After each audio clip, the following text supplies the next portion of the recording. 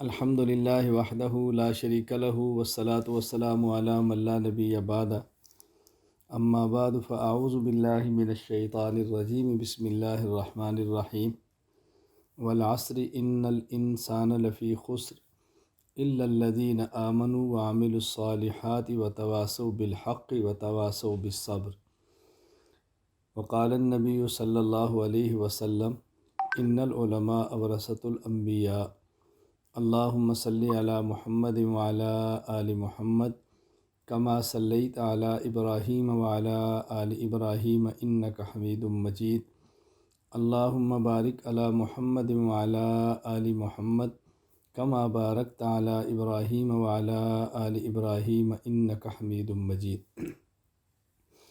اللہ تعالیٰ کا ہم پر بہت بڑا احسان یہ ہے کہ اللہ تعالیٰ نے انسان بنایا۔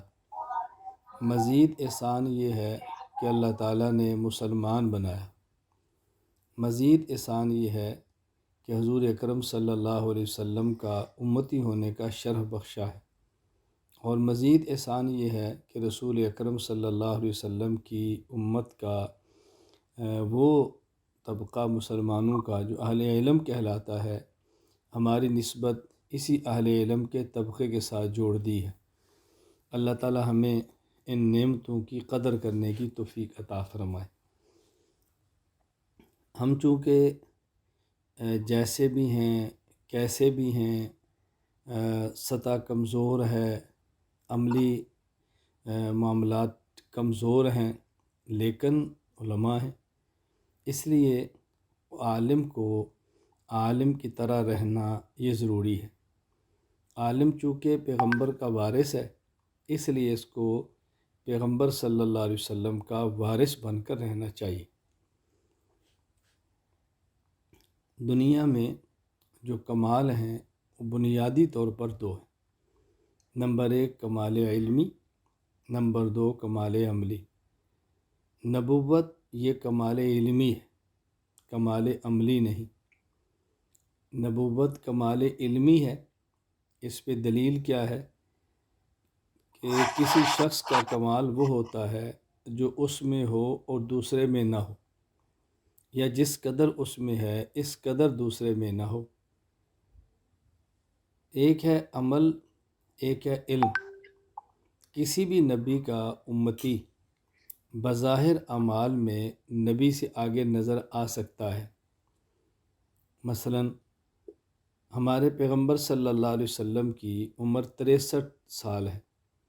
عمر مبارک کے 40 سال گزرے تو اعلان نبوت ہوا، بقیہ عمر مبارک کے 23 سال بنتے ہیں۔ ان 23 سالوں میں رسول اکرم صلی اللہ علیہ وسلم نے ایک حج فرمایا ہے۔ امت میں کتنے افراد ہیں جن نے 60 حج کیے ہوں گے؟ پیغمبر پاک صلی اللہ علیہ وسلم نے ان 23 سالوں میں 4 عمرے فرمائے۔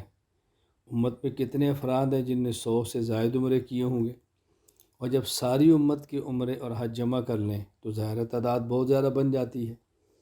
یہ میں نے بظاہر کا لفظ استعمال اس لیے کیا کہ دیکھنے میں امت کے اعمال پیغمبر پاک سے زیادہ نظر آئیں بھی، تو حقیقت میں جب وزن ہوگا قیامت کے دن تو پیغمبر پاک صلی اللہ علیہ وسلم کا ایک عمل جو دیکھنے میں بظاہر چھوٹے سے چھوٹا ہو، امت کے سارے اعمال بھی ایک پلڑے میں رکھ دیں تو عمل بھاری ہوگا۔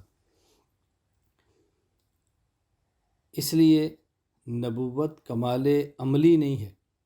اگر کمال عملی ہوتا تو انبیاء کے مابین افضل ہونے کی وجہ عمل ہوتی۔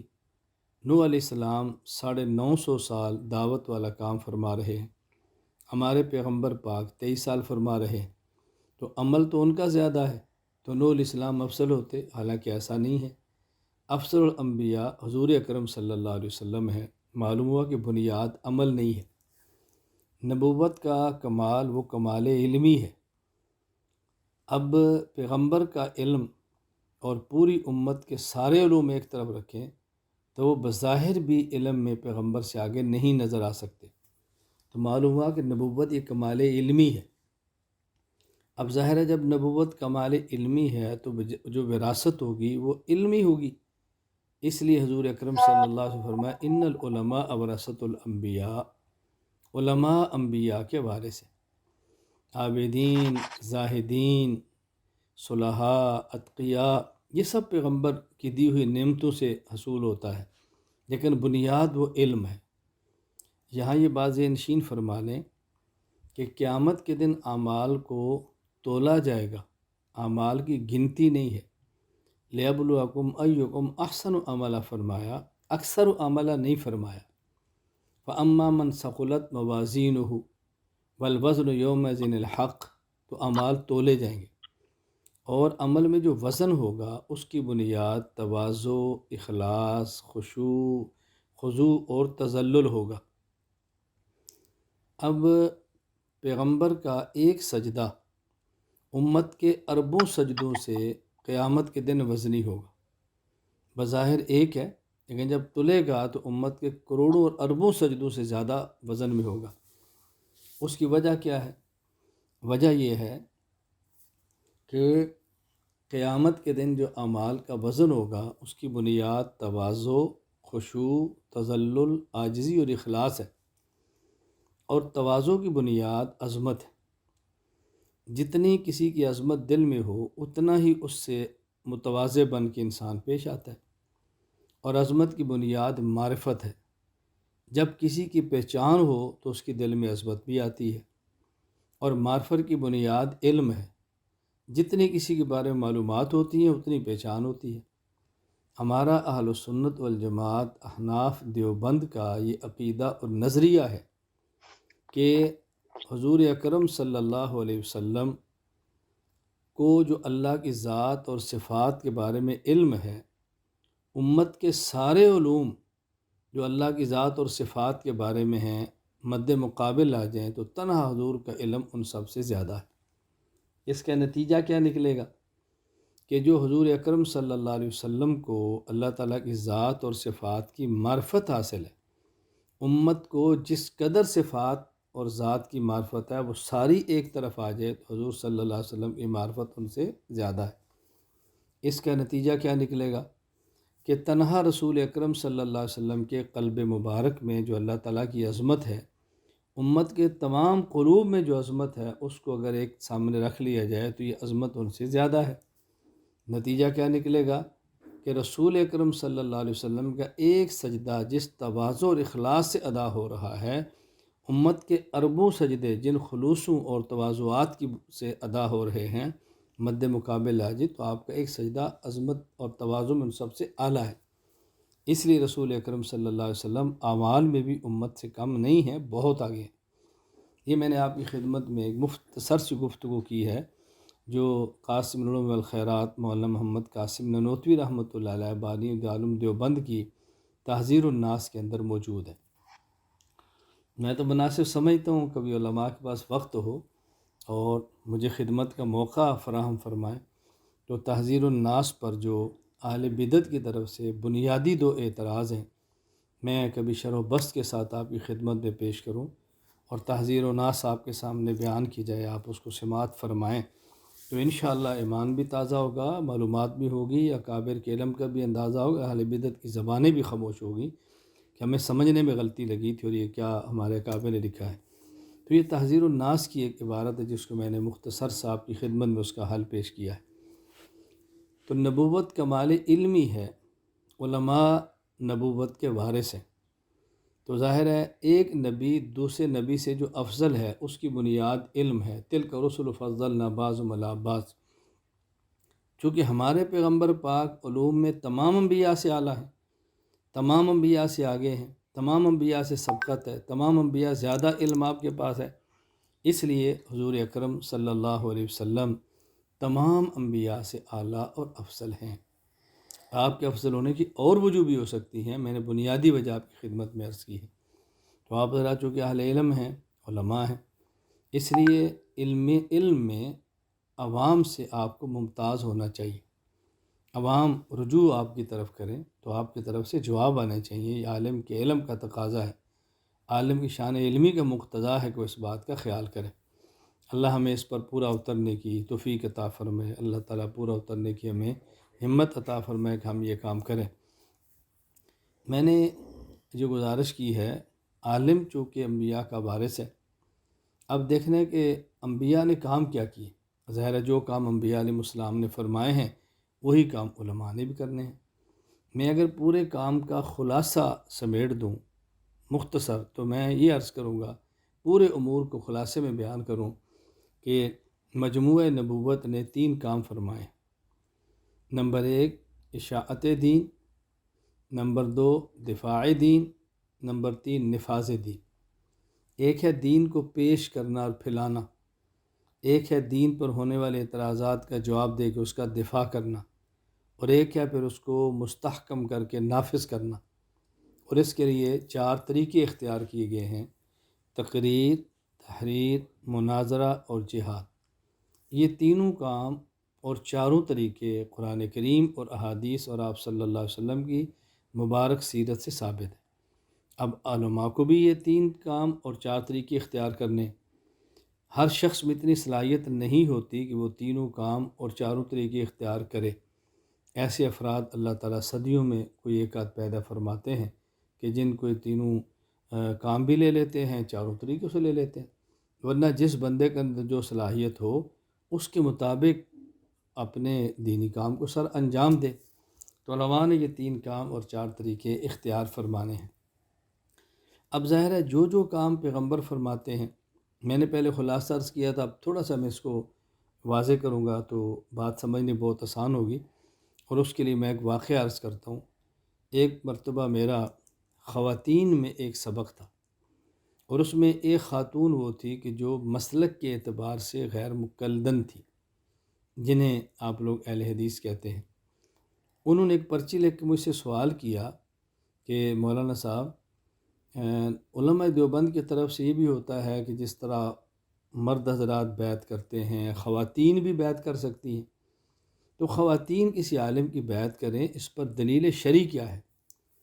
میں نے ان سے کہا کہ قرآن کریم سورۃ الممتحنہ میں ہے، یا ایھا النبی اذا جاءک المؤمنات یبایعنک علی الا یشرکن باللہ شیئا ولا یسرقن ولا یزنین ولا یقتلن اولادہن ولا یاتین ببہتان یفترینہ بین ایدیہن وارجلہن ولا یعصینک فی معروف فبایعہن واستغفر لہن اللہ۔ کیا پیغمبر، اگر ایمان والی عورتیں جو کلمہ پڑھ کے شرف صحابیت حاصل کر چکی ہیں وہ آپ کے پاس بیعت کرنے کے لیے ہیں، تو آپ ان سے 6 شرطیں لگائیں۔ نمبر 1 کہ وہ خواتین شرک نہیں کریں گی، چوری نہیں کریں گی، قتل نہیں کریں گی، زنا نہیں کریں گی، بہتان نہیں لگائیں گی، اور آپ کی نافرمانی نہیں کریں گی۔ یہ آپ ان سے شرطیں لگائیں، اور اگر وہ اس پر قبول کر لیں تو آپ ان کو بیعت فرما لیں۔ یہ رسول اکرم صلی اللہ علیہ وسلم کو حکم دیا گیا۔ تو اس نے بہت معقول سوال کیا۔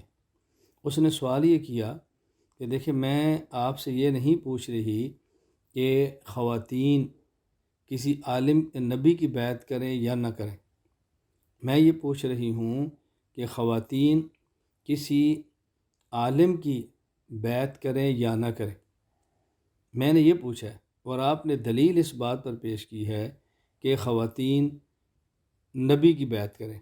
جو میرا سوال ہے اس پر دلیل نہیں آئی، اور جو آپ کی دلیل ہے وہ میرے سوال کے مطابق نہیں۔ میری عادت ہے اگر کوئی آدمی سوال معقول کرے تو میں شاباش بھی دیتا ہوں اور جواب بھی دیتا ہوں۔ میں ایک جملہ مزاحاً کہا کرتا ہوں کہ غیر معقول آدمی بھی معقول سوال کرے تو ہمیں خوشی ہوتی ہے، اور معقول آدمی غیر معقول سوال کرے تو ہمیں تکلیف ہوتی ہے۔ تو سوال اس کا معقول تھا۔ میں نے کہا بیٹی بتاؤ، رسول اکرم صلی اللہ علیہ وسلم کے دور میں اگر کسی شخص نے مسجد نبی میں نماز پڑھنی ہوتی تو جماعت کون کراتے؟ کہا جی رسول اکرم صلی اللہ علیہ وسلم۔ جمعہ کا خطبہ کون دیتے؟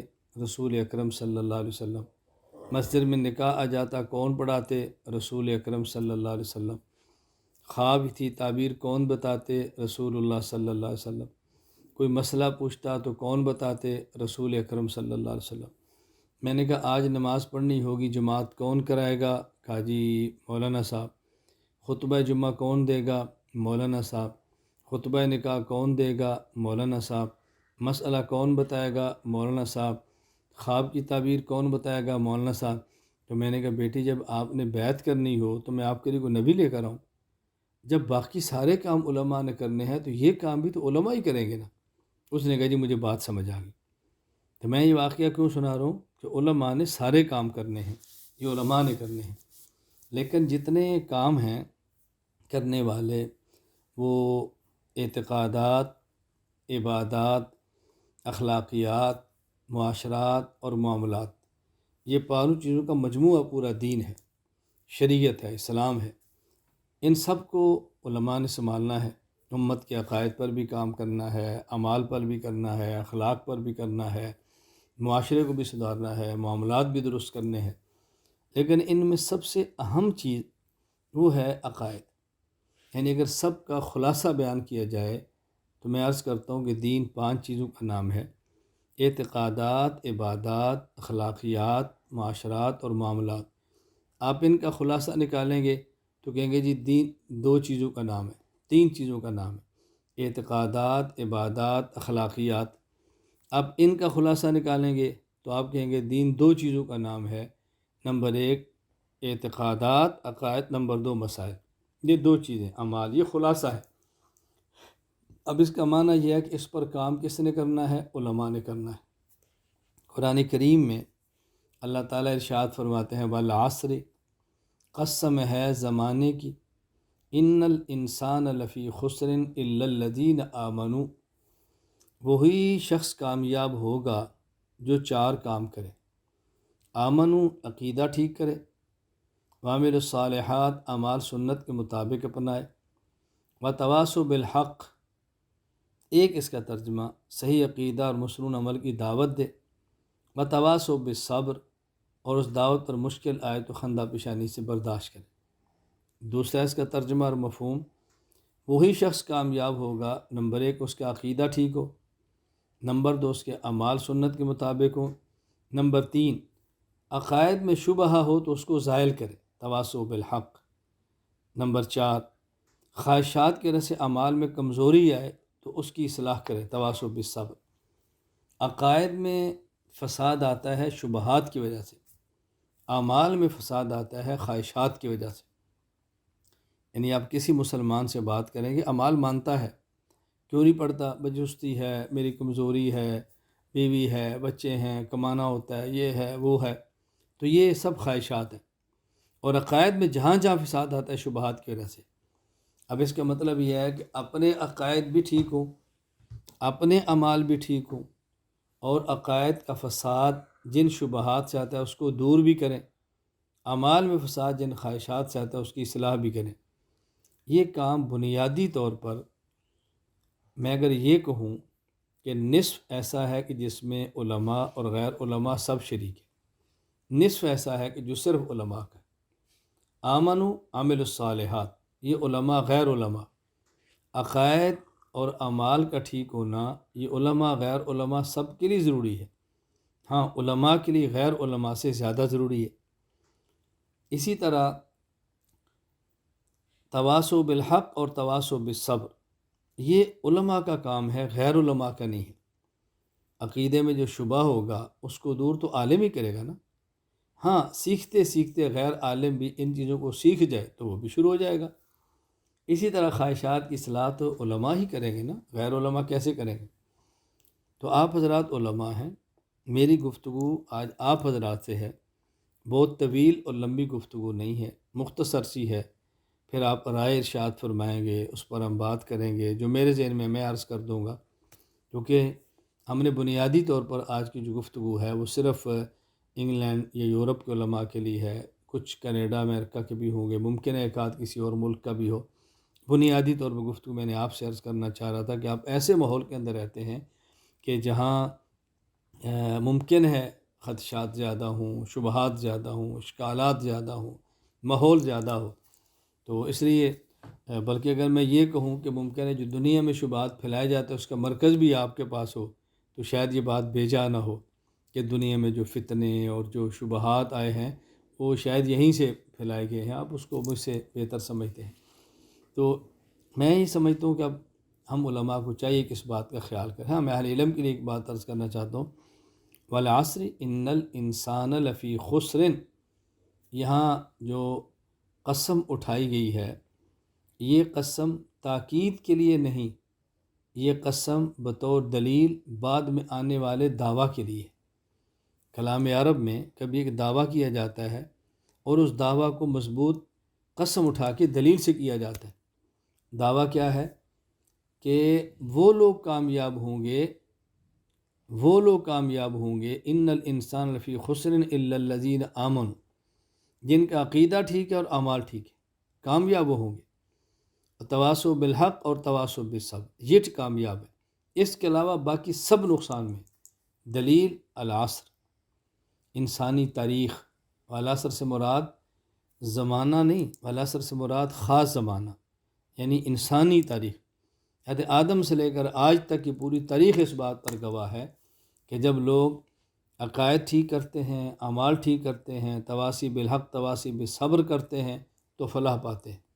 آئندہ بھی ایسے ہی ہوگا۔ تو یہ بطور دلیل اللہ پاک نے انسانی تاریخ کو پیش فرمایا ہے۔ اب ہم نے بھی اس پہ غور کرنا ہے، اس پر محنت کرنی ہے۔ تو میں یہ چاہتا ہوں کہ علماء کرام کوئی ایسی ترتیب بنا لیں، میں آپ کی خدمت کے لیے تیار ہوں۔ آپ کوئی اور شخص مجھ سے بہتر سمجھتے ہوں کہ وہ ان عقائد کو اچھا بیان فرما سکتے ہیں، آپ ان کی خدمات لے لیں۔ میں اپنی خدمت پیش کر رہا ہوں۔ ہماری خواہش ابھی ہم نے عقائد پر محنت کی ہے، فائلیں مرتب کی ہیں، تعبیرات اختیار کی ہیں، تنقیحات کی ہیں، محنت اس پہ کی ہے، پورے عالم میں کام کیا ہے۔ تو اگر آپ حضرات کے سامنے کام آ جائے اور آپ اس کو تھوڑا سا سنجیدگی سے قبول فرما لیں تو میں سمجھتا ہوں کہ اس کا انشاءاللہ بہت زیادہ فائدہ ہوگا۔ میری اپنی رائے یہ ہے کہ اگر ہم سب سے پہلا کام عقائد کا کریں، اور عقائد میں کسی خاص عقیدے پر نہیں، تمام عقائد پر، اور عقائد کو بیان کرتے ہوئے خاص فرقہ کو مد نظر رکھ کر فتویٰ بازی نہ کریں، کسی خاص فرقے کے خلاف ذہن سازی نہ کریں، بلکہ ہمارا مقصد اپنے عقائد کو بیان کرنا ہے، اپنے عقائد کو سمجھانا ہے۔ جب ہمارا عقیدہ عام ہوگا، دلیل کے ساتھ ہوگا، شبہات کا ازالہ ہوگا، تو جو ہمارے مد مقابل ہے، یہ مخالف ہیں، وہ خود بخود دب جائیں گے، خود بخود ہٹ جائیں گے، خود بخود ترتیب بدل جائے گی۔ ہم اپنے عقائد کو بیان کریں، کیونکہ عقائد کے بیان کرنے میں یہ سمجھتا ہوں کہ تھوڑا سا تساہل سے کام لیا جاتا ہے، غفلت سے کام لیا جاتا ہے، عقائد کو بیان نہیں کیا جاتا۔ اور جہاں عقائد کو بیان کیا جاتا ہے وہاں عموماً عقائد کی بجائے ایک عقیدے پر گفتگو ہوتی ہے، اور اس ایک عقیدے پر گفتگو کرتے ہوئے باقی عقائد کو نظر انداز کیا جاتا ہے اور عنوان اختیار کیا جاتا ہے، اس سے نقصان ہوگا۔ مثلا اگر ہم نے ختم نبوت پر بیان کرنا ہے، قادیانیت کا رد کرنا ہے، ہم نے دلائل کے ساتھ اس مسئلے کو بیان کرنا ہے، تو ہم صحابہ کرام اہل بیت رضی اللہ تعالیٰ عنہ مجمعین والے پہلو کو ذرا چھوڑ دیتے، نہیں بھئی ہماری مجبوری ہے، ہمارے کام کا تقاضا ہے، ہم نے ان کو بھی لے کر چلنا ہے، ہم اس پر گفتگو نہیں کرتے۔ اور اگر ہم کی صحابہ کرام رضی اللہ تعالیٰ عنہ مجمعین کی عظمت پر بات کرتے ہیں، ان کے دفاع پر بات کرتے ہیں، اہل بیت پر بات کرتے ہیں، تو ہم کہتے ہیں بھئی اہل بدعت ہماری مجبوری ہے، صحابہ کرام ان سب کے مشترکہ شخصیات ہیں، مقدس ہیں، ہم نے ان کو بھی لے کر چلنا ہے۔ اور اگر کوئی شخص اہل بدعت پر کام کرتا ہے، توحید کی بات کرتا ہے، سنت کی بات کرتا ہے، تو وہ دیگر حضرات کو برداشت کر لیتا ہے۔ وہ بعضوں کا ذہن ہوتا ہے کہ نہیں جو غیر مقلد ہیں، عقیدے میں بہت پختہ ہیں، عقیدہ بڑا ستھرا ہے، توحید بڑی پختہ ہے، ہم نے اس لیے ان کو صاف رکھا ہے۔ میں یہ عرض کرتا ہوں، ملکی اور قومی مفاد میں کوئی ایک سٹیٹس لگا کر سب کو ملا لیا جائے، یہ ایک الگ بات ہے، اور صرف اپنے حضرات کو عقائد سمجھانے کے لیے ضرورت نہیں ہے کہ آدمی ان چیزوں کو اختیار کرے۔ اس لیے عام طور پر عقائد کو بیان نہیں کیا جاتا۔ اگر عقائد کو بیان کیا جاتا ہے تو ایک عقیدے کو بیان کر کے باقی عقائد کو چھوڑ دیا جاتا ہے، اور پھر ایک عقیدے پر بیان کرتے ہوئے بسا اوقات شدت کا راستہ ایسے اختیار کر لیا جاتا ہے کہ جو ہمارے منہج کو قبول نہیں کرتا ہم اسے بھی گمراہ سمجھتے ہیں، ہمارے طریقہ کار کو قبول نہیں کرتا ہم اسے بھی غلط سمجھتے ہیں، جو اس میں ہمارا ساتھ نہیں دیتا وہ بھی ہمارے فتوے کی زد کے اندر آتا ہے، حالانکہ یہ بات مناسب نہیں ہے۔ دیکھو پہلی بات یہ ہے کہ تمام عقائد کو بیان کریں، دوسری بات ایک عقیدے کو بیان کر دے باقی کو نظر انداز نہ کریں، اور تیسری بات جس پر ہم کام کرتے ہیں جو ہمارا طریقہ کار ہے، اگر کسی کو اس سے اختلاف ہے تو اس کو حق حاصل ہے، ہم اس اختلاف کو نصوص کا اختلاف نہ سمجھیں، ایک اجتہادی اختلاف سمجھیں، رائے کا اختلاف سمجھیں، طریقہ کار کا اختلاف سمجھیں، اس میں لڑنے کی ضرورت، جھگڑنے کی ضرورت، پھڈے بازی کی ضرورت یہ نہیں ہے۔ اور پھر چوتھی بات، بسا اوقات آدمی عقائد پر بھی کام کرتا ہے، تمام عقائد پہ کرتا ہے اور اپنے طریقہ کار پر چلنے والوں کا خیال بھی کر لیتا ہے، لیکن عملی طور پہ کمزور ہوتا ہے، تعلق معلّہ نہیں ہوتا، تزکیہ نہیں ہوتا، تو اس کا نقصان یہ ہوتا ہے کہ آدمی اکابر کے منہج سے نکل جاتا ہے اور عقائد کو بیان کرتے خشکی آ جاتی ہے، ذکر نہ ہونے کی وجہ سے مزاج میں تیزی آ جاتی ہے، اس کے بھی نقصان ہوتے ہیں۔ اس لیے اگر ہم ان چیزوں کا اہتمام کریں، نمبر ایک عقیدہ نہیں تمام عقائد پر کام کریں، نمبر دو ایک عقیدہ کو بیان کرتے ہوئے دوسرے عقیدے کو نظر انداز نہ کریں، نمبر تین جو ہمارے منہج پہ کام نہیں کر رہا، ہمارے طریقہ کار سے متفق نہیں ہے، اس کے خلاف لہجہ اپنا ہی نہ، سخت و نرم تو دور کی بات ہے، وہ ہمارا آدمی ہے، عقیدے میں جو ہمارے ساتھ ہے ہمارا آدمی ہے۔ اور چوتھی بات، عقائد کا کام کرتے ہوئے ذکر اللہ سے غافل نہ ہوں، تعلق مع اللہ سے غافل نہ ہوں، تزکیہ سے غافل نہ ہوں۔ اس چیز کا ہمیں بہت زیادہ خیال رکھنا چاہیے کہ ہم تعلق مع اللہ کا خیال کریں، تزکیہ کا خیال کریں، اور اس انداز میں ہم کام کریں کہ اس کام کا نفع ہو اور کام کا فائدہ ہو، مفید ہو۔ یہ تو کام کرنے والوں کے بارے میں عرض کر رہا ہوں، اور جو حضرات اس میدان میں نہیں ہیں ان کا مزاج یہ ہے کہ عقائد پر کام کرنے کو شرارت سمجھا جاتا ہے، عقائد پر کام کرنے کو فتنہ سمجھا جاتا ہے، عقائد پر کام کرنے کو مناظرہ بازی سمجھا جاتا ہے، حالانکہ شرارت اور فتنہ اور مناظرہ بازی الگ چیز ہے، اس کا عقائد کی محنت کے ساتھ کیا تعلق ہے، یہ ذرا آپ اچھی طرح غور فرمائیں۔ ہمارے اکابر نے عقائد حقہ کو بیان بھی کیا ہے، عقائد باطلہ کو رد بھی فرمایا ہے، تعلق مع اللہ کا اہتمام کیا ہے، اور مناظرہ بازی نہیں کی، وقت ضرور مناظرہ بھی فرمایا ہے۔ تو یہ باتیں ہمیں اچھی طرح سمجھنی چاہیے۔ مجھے یاد ہے کہ آج سے تقریباً کافی سال پہلے میں سندھ ایک دورے پر تھا، خیر میں لمبی بات نہیں، مختصر سی بات کہتا ہوں، کچھ مشائخ سے ان سے ملاقات ہوئی، تو بعض نے فرمایا کہ مولانا آپ تو مناظرہ کرتے ہیں اور امام حنیفہ رحمۃ اللہ علیہ کے ترجمان شمار ہوتے ہیں، جب کہ امام اعظم حنیفہ رحمۃ اللہ اپنے بیٹے حماد کو مناظرے سے منع کیا تھا۔ میں نے ان سے پوچھا کہ امام صاحب رحمۃ اللہ علیہ مناظرہ کرتے تھے؟ کہا جی ہاں۔ تو میں نے کہا اگر مناظرہ کرنا غلط تھا تو خود کیوں کرتے تھے، ٹھیک تھا تو بیٹے کو منع کیوں کیا تھا؟ کہتا ہے جی بیٹے کو فرمایا تھا کہ ایسا نہ ہو کہ تم اپنی ذات کے لیے شروع کر دو۔ میں نے کہا میرے بارے میں آپ کا کیا خیال ہے، میں اپنی ذات کے لیے کرتا ہوں؟ نہیں ایسی بات تو نہیں تھی۔ میں نے کہا پھر آپ کو اشکال کیا ہے؟ اچھا وہ خاموش ہو گئے۔ دوسری بات پھر میں نے ان سے کی مولانا میں تو مناظرے کرتا ہی نہیں ہوں۔ کہا وہ آپ کے ساتھ مناظرہ لکھا ہوتا ہے؟ میں نے کہا کہ میرے مرکز سے لکھا ہو تو مجھے بتائیں، میری جماعت عالمی اتحاد اہل سنت والجماعت ہے وہاں لکھا ہو تو بتائیں، کوئی لکھتا ہے تو اس کا تو میں ذمہ دار نہیں ہوں نا۔ میں نے کہا حضرت ہمارا کام مناظرانہ نہیں ہے، ہمارا کام داعیانہ، واعظانہ اور ناصحانہ ہے، ہم اس طرز پہ کام کرتے ہیں، مثبت انداز میں اپنے دلائل کو بیان کرتے ہیں، مخالف کے شبہات کا دلائل کے ساتھ رد کرتے ہیں۔ تو کہتے ہیں جی مجھے آپ بات سمجھ آئی۔ میں یہی گزارش کرتا ہوں، یہ غلط فہمی ہے۔ پھر ہمارے بہت سارے احباب ایسے ہیں کہ جو اس کام کو جب ان کے سامنے آتا ہے تو دیکھا نہیں ہوتا، قریب سے نہیں آئے ہوتے، تعلق نہیں ہوتا، تو ان کا ذہن بنا ہوتا ہے کہ یہ تو مقلد غیر مقلد، حیات ممات اسماء موتا، ان مسائل میں الجھے ہیں جو فری مسائل ہیں اور خام خواہ یہ امت کا وقت ضائع ہو رہا ہے۔ میں ان کی خدمت میں عرض کرتا ہوں کہ آپ ہمارے پاس چلے ہیں، ہمارے پاس تشریف لائے ہیں، آپ نے ہماری فائلیں دیکھی ہیں، آپ نے ہمارے بیانات سنے ہیں۔ دیکھو فرق صرف اتنا ہے کہ بڑے اور خارجی فتنے کی وجہ سے داخلی اور چھوٹے فتنوں کو نظر انداز نہیں کرتے۔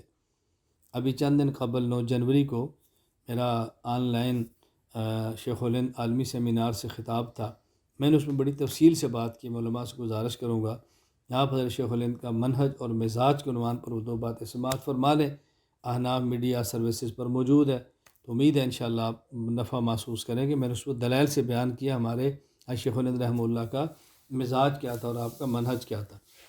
تو یہ ساری باتیں میں اس لیے کھول رہا ہوں کہ ان بات کو کھولنا چاہیے۔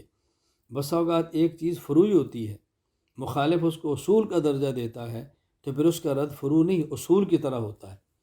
مثلا تقلید ہے، تقلید اب ظاہر ہے اصولی چیز تو نہیں ہے، اصولی سے مراد عقائد کی نہیں ہے، لیکن جب مخالف اس کو تقلید کرنے کو شرک فی رسالت کہہ رہا ہے، اب رد آپ کس طرح اس کا کریں گے؟ اب آپ اس کو فروعی بات تو نہیں کہیں گے، جس طرح اعتراض ہو رہا ہے اسی طرح اس کا جواب دیں گے نا، اس کو سمجھانا پڑے گا میں نہیں آپ کی غلط فہمی ہے، ایسی بات نہیں ہے، تو ہمیں اس طرز کو اختیار کرنا پڑتا ہے۔ اچھا، بس اوقات عقائد پر کام کرنے کو عنوان کتنا عجیب دیا جاتا ہے۔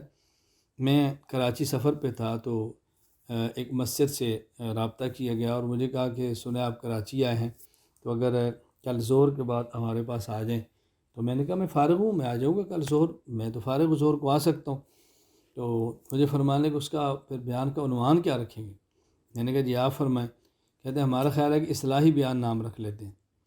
میں نے کہا بیان کی دو قسمیں ہیں، ایک فسادی اور ایک اصلاحی۔ آپ کی مسجد میں اصلاحی ہوگا اور باقی جگہوں پر فسادی ہوگا۔ نہیں ہمارا یہ مقصد نہیں ہے۔ میں نے کہا یہ آپ کا مقصد نہیں ہے تو پھر بیان کے ساتھ اصلاحی دم لگانے کی ضرورت کیا پیش آئی ہے؟ اگر آپ کہتے ہیں کہ مولانا صاحب کا بیان ہوگا، میں جو بیان کروں اصلاحی ہوگا نا۔ اب ہوتا کیا ہے، ہم اخلاق اور تصوف کے بیان کو اصلاحی بیان کہہ لیتے ہیں اور عقائد کے بیان کو اصلاحی بیان کہنے کے لیے تیار ہی نہیں ہوتے۔ اب آپ کو نہ یقین ہے، آپ کل انگلینڈ میں میرا بیان طے فرما دیں، اس میں اصلاحی بیان لکھ دیں، میں کسی عقیدے پر بات کروں گا تو کئی لوگ آپ سے پوچھیں گے ہم تو اصلاحی بیان کا نام سن کر بیان سننے کے لیے آگے تھے اور یہ تو اصلاحی بیان نہیں ہے، یہ تو کچھ اور ہی بات کہہ دی ہے، یہ تو فلاں کے خلاف بات کہہ دی ہے۔ بھائی عقائد کی اصلاح سے بڑی اصلاح کون سی ہوتی ہے؟ بنیاد تو عقائد ہیں۔ عقائد ٹھیک ہوں، نامہ اعمال میں ایک بھی عمل نہ ہو، انسان جنت میں جاتا ہے۔ اور اگر اعمال میں فساد ہو اور نامہ اعمال کے اندر نہیں اگر عقائد میں فساد ہو اور نامہ اعمال میں تمام اعمال ٹھیک ہوں تو آدمی جنت میں نہیں جاتا۔ عقائد کی صلاحیت بنیادی چیز ہے۔ خیر میں چلا گیا، بیان ہوا تو میں نے ایسے عذرۂ محبت کا، چونکہ اس میں تبلیغ کا ماحول بھی کافی تھا، تو میں نے ان حضرات سے کہا بھی آپ کے یہاں جب گشت ہوتا ہے، حجی ہوتا ہے، میں نے کہا اس سے پہلے مشورہ ہوتا ہے بھئی آج ایک ساتھی متکلم ہوگا، ایک راہبر ہوگا، ایک امیر ہوگا، ایک بیٹھ کے ذکر کرے گا، جی ہوتا ہے۔ میں نے کہا پھر یہ مشورہ ہوتا ہے کہ آج اصلاحی بیان کس کا ہوگا؟ وہ سمجھ گئے، کہا جی نہیں، مشورہ ہوتا ہے کہ آج بیان کس کا ہوگا؟ تو میں نے کہا آپ اصلاحی بیان کا لفظ لگاؤ نا۔ آپ نے دیکھیں اپنے ہر بیان کو بیان ہی کہا ہے، اصلاحی کا دم نہیں لگاتے۔ وہ میری باری آتی ہے تو کہتے ساتھ اصلاحی لکھ دو۔ کیوں بھائی؟ عقائد کا بیان اصلاحی بیان نہیں ہے۔ تو میں گزارش کر رہا ہوں کہ ہماری اس کمزوری کی بنیاد پر اس قدر ذوف اور دوریاں پیدا ہو گئی ہیں۔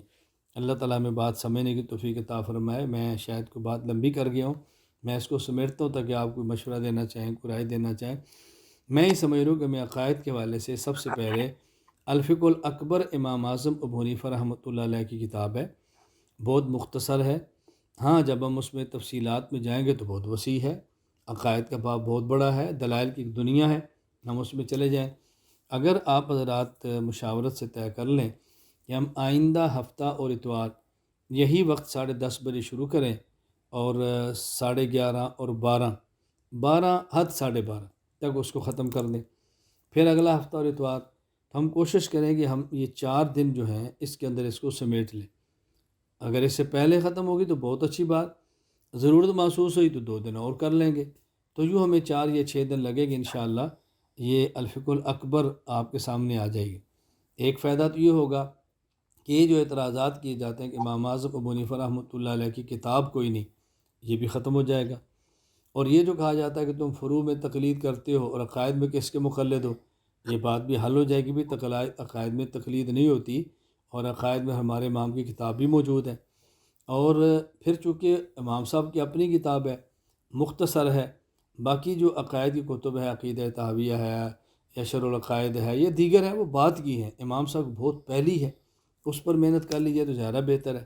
تو میری رائے یہ تھی کہ اگر آپ حضرات اس کو مشورے میں طے فرما لیں، میں آپ کی خدمت کے لیے تیار ہوں۔ ہم آئندہ ہفتے سے 10:30 بجے سبق کا آغاز کریں، جو حضرات شرکت فرمانا چاہیں بہت اچھی بات ہے، جن کی مصروفیات ہوں ان کا اپنا عذر ہے، تو اگر آپ سے متفق ہوں اور آپ کی رائے میں طے ہو جائے تو ہم بسم اللہ پڑھ کے اگلے ہفتے سے انشاءاللہ یہ شروع کر دیتے ہیں تاکہ ہم عقائد پر کام کریں۔